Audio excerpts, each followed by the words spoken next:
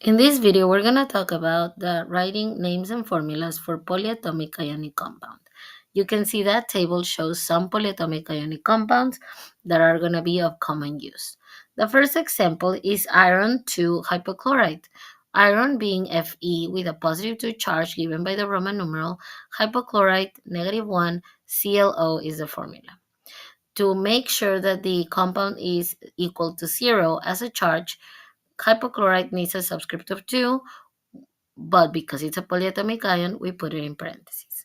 The same situation happens in zinc nitrate, where zinc is +2, nitrate is -1. We swap values, put nitrate in parentheses. For lead 4 sulfate, we have a +4 -2, where our values 2 and 4, as you can see, are not in the simplest ratio, so they have to be simplified to write the correct formula, PV parentheses SO4 close parentheses 2. For calcium oxalate, we have that calcium is +2 from 2A and oxalate is -2.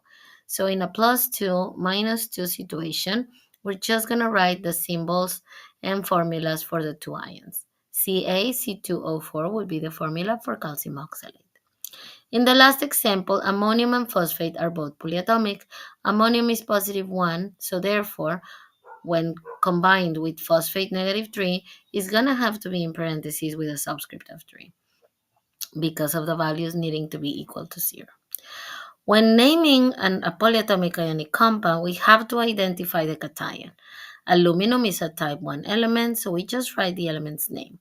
While sulfite, it's called like that, and so we write just its name.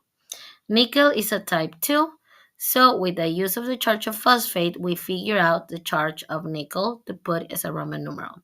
Phosphate is -3, and the ratio is 1 to 1 because, as you can see, there are no parentheses or extra subscripts. So that means the nickel is a +3 charge.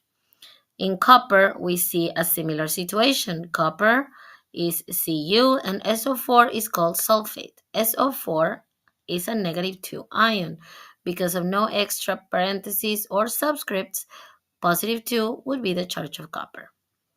For Li2Cr2O7, we just name cation and anion being a type 1 metal. The same thing for the number 5 example, potassium permanganate. So as you can see, we follow the same rules as we did for binary ionic compounds, as you can see in the other video, and we just name the cation, name the anion for the naming of the compounds. Hope this helps.